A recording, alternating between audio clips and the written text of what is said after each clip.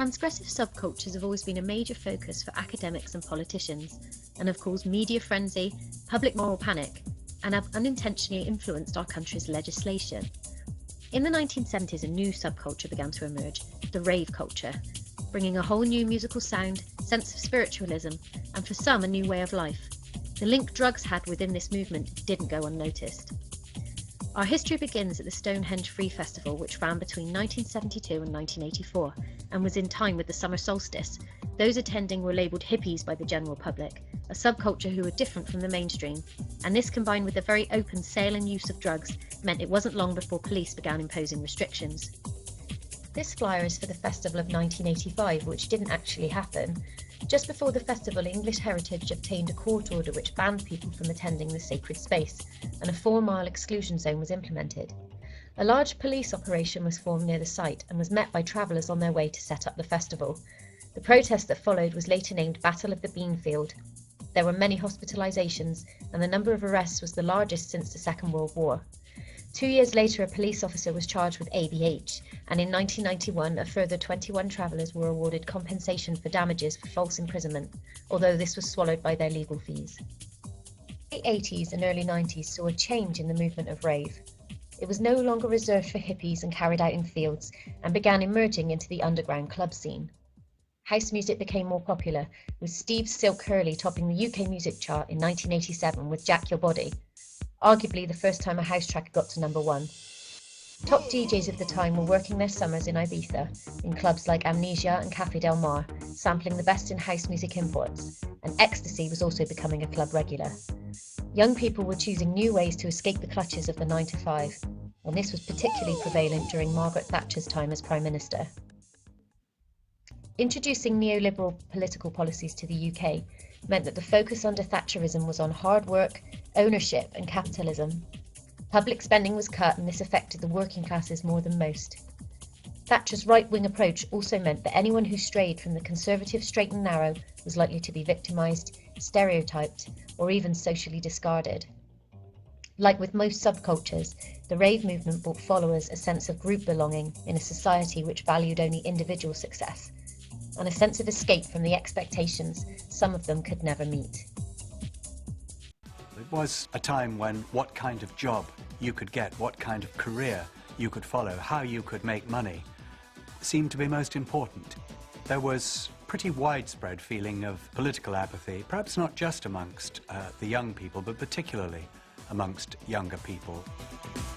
It felt like nothing was ever going to change. We had the Iron Lady in charge, the lady who was not for turning, who was never going to change her mind about anything. We had 3 general elections in which she won by landslides. And there was a real sense that this is what life is now, just get used to it. But not everyone had a stake in this economic miracle. And while the rich were getting richer, the poor were worse off. For many, Thatcherism had a hollow ring. Around that time, we had Mrs. Thatcher saying there's no such thing as society. And it did seem to be that out there in the kind of big, wide political world, it was every man for himself. And there was a kind of breakdown, really, in people taking kind of responsibility for each other, all kind of feeling that we were all in it together. So this is how it feels to be lonely. This is how it feels to be small.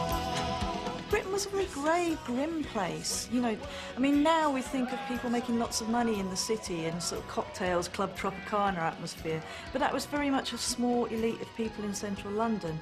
Elsewhere, there wasn't a lot to do. There were an awful lot of restrictions. You felt boxed in. But by the summer of '89, young people were beginning to break free of these constraints.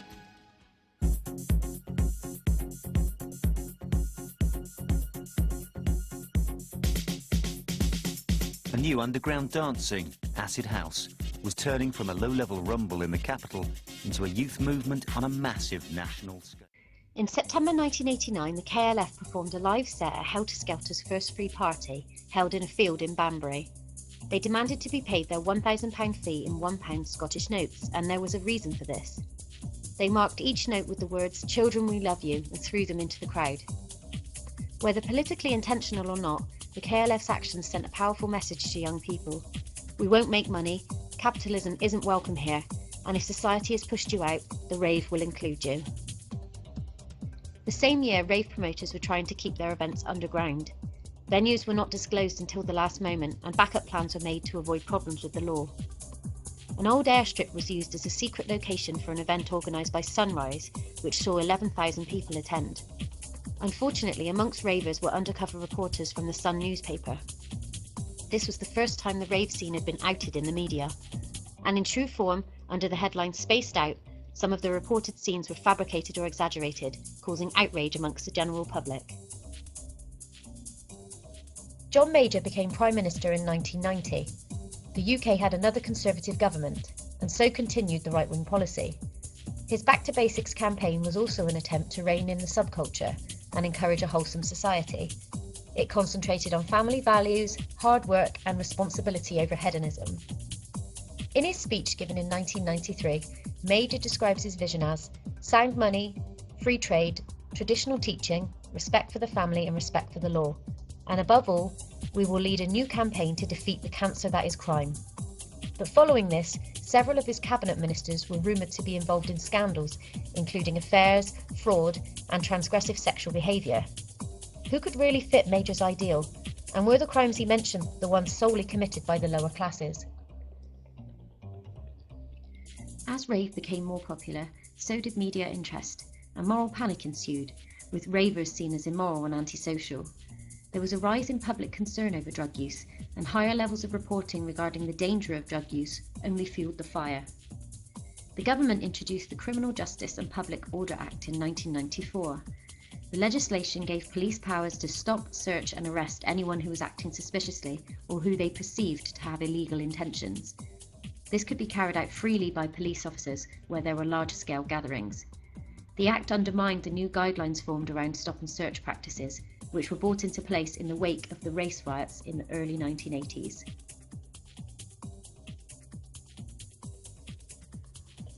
To mainstream society, rave culture was negative, and those who took part were putting themselves in danger. But to some, rave culture really was a culture and had links with tribalism. In his book, E, The Incredibly Strange History of Ecstasy, Dr. Douglas Rushkoff said, "The music, lighting and ambience of a club are all fine-tuned to elicit and augment altered states of consciousness. The rhythm of the music is precisely 120 beats per minute, the frequency of the fetal heart rate, and the same beat believed to be used by South American shamans to bring their tribes into a trance state. When a group of people experiences that together, the drug actually creates spontaneous community feeling, even if it's just an illusion."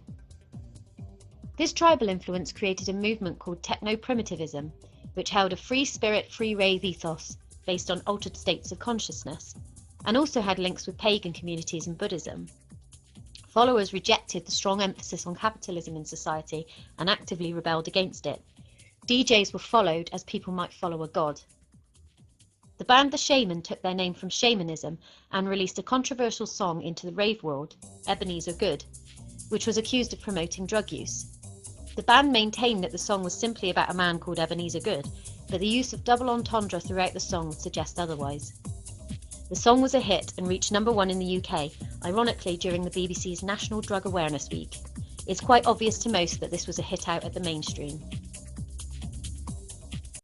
Naughty, very naughty. Ebenezer Good leading light of the scene, know what I mean? He created the vibe, he takes you for a ride, and as if by design, the party ignites like he's coming alive. He takes you to the top, shakes you all around and back down. You know as he gets mellow, then it's smooth as a groove that is making you move. He's glad to see a mind with a sunny hello. A gentleman of leisure, he's there for your pleasure, but go easy on old Easter, he's a love you can lose. Extraordinary fella like Mr. Punchinella. He's the kind of geezer who must never be abused. When you're in town and Ebenezer is around, you can sense the presence in the sound of the crowd. He gets them all out. The pipe starts rocking, the people get excited, it's time to shout loud.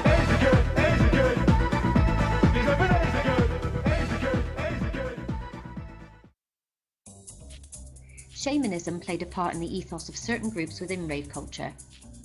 Traditionally, shamanism is a religious phenomenon where members focus on a shaman, someone who develops powers through trance or contact with spirits, such as healing the sick and escorting the souls of the dead. Techno-shamanism is a modern extension of this movement, which incorporates society's technical infrastructure and challenges how we look at it. They believe it is too complex just to be looked at technologically, and the techno-shaman uses the spirit of technology to induce ritual, belonging and community. Drug use, ecstatic dance and trance music are well established in the rituals of today's techno-shamanism subculture. To conclude, rave culture was a memorable and influential stage in UK history. It changed our cultural and musical ideas and challenged authority. Drugs were introduced into young people's recreation, reinforcing the bond between hedonism and crime. Rave culture is comparable to religious culture. Its members felt at one with each other and with their surroundings. Political and cultural changes have had a huge impact on the formation of subcultures, and though governments impose laws to try to sanction the actions and behaviours of their members, the fluidity of the changing subculture means it continues to thrive even today. Thanks for listening.